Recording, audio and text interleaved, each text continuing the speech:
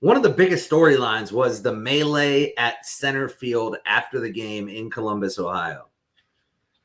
I have some pretty intimate knowledge of what took place. I know some people that are on the field that were there that are not staff of Ohio State necessarily, but work peripheral, like police officers, stuff like that.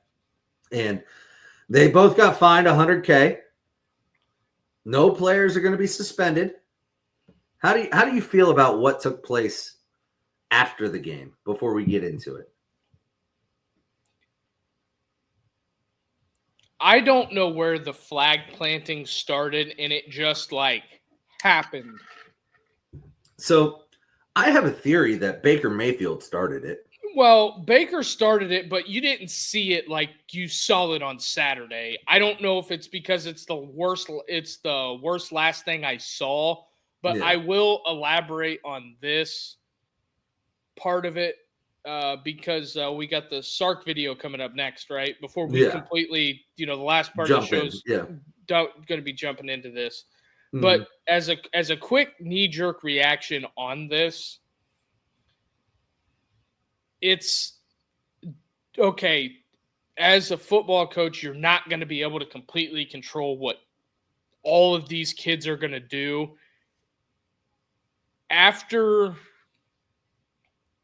Because I have more of an issue with everything that happened at Florida is my problem. Okay. Because last year, Florida State guys were in the end zone. They got athletic training scissors and were cutting grass out of the swamp and taking pictures with it. And you know what happened? Mike Norvell walks on by and doesn't say a fucking word. So when it comes to this shit, if you are a coach and you have a problem with it, make sure your guys aren't doing it. Mm-hmm. Steve Sarkisian, when you planted the flag at Michigan, the video coming up let's put it up that we're gonna play. Yeah, is you're talking out of two sides of your mouth unless somebody got disciplined, because I haven't seen Texas do it, but their fans were throwing shit on the field, so I don't know what the hell's going on. Let's throw it up. Let's talk about it. Rivalries are great, but there's a way to win it with class, and I just didn't think that's the right thing to do. We shouldn't be on their logo. We shouldn't be planting any flags on their logo. And I'd like to, whenever that day comes, get the same respect in return. I just think there's a way, we try to teach our players how to go about our business. And, we celebrate with one another. It's not about any other team. It's about what we do. And I think there's a way to win with class. And I'm hopeful that we can continue to learn how to do that. Rivalries. And you brought it up because I was with Sark at first when I heard that, because I was like, fuck yeah, that's a great fucking way to handle it, right? Because he went out there, he saw his players going to A&M's logo, and he took them off. He was like, no, get in the locker room, let's go. We won, we took care of business, let's get off the logo. Sorry. I think it's just because it was A&M. That's the only thing that I think it was. I think it was because it was A&M. Yeah, well, and he and this is he can shove that, right? So what it was he saw the backlash from the early games, and he was like, "No, we're not going to be a part of that. This is an opportunity." Bullshit, buddy. You've already planted that flag twice. Don't tell me that we're not going to plant a flag on another team's logo. You've done it. Yep. You're talking bullshit now. You saw an opportunity to make yourself in the program look good, and you took it, which is good for you. I mean, I'm on it. But I will say, and Norvell, because Florida tried to plant the flag on Florida State's logo. Oh, they put it on the logo. They planted it. Norvell went and picked it up and threw it. Yeah. And was throwing a fit. He was throwing a little bitch fit to Billy. Let's be real. And hey, at least he did something, because right here, we showed it earlier, but right here, Ryan Day's bitch ass wasn't even near any of it. At least he was in it. At least Sark went in it. Ryan Day stood at the opposite of the field like, goddamn, I don't know what I'm supposed to do about this.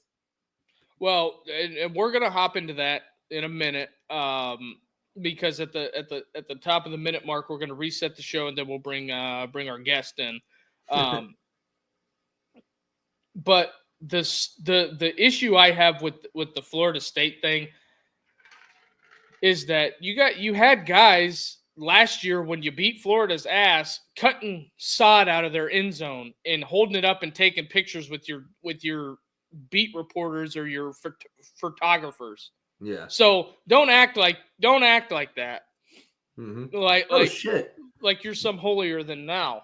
Brendan brings this up. I completely forgot about this. Like I was 15 at the time. But yeah, no, Michigan State did do it at Notre Dame back in, I think he's right. I think it was 2005. But bro, fuck Michigan State. That's a soft ass program.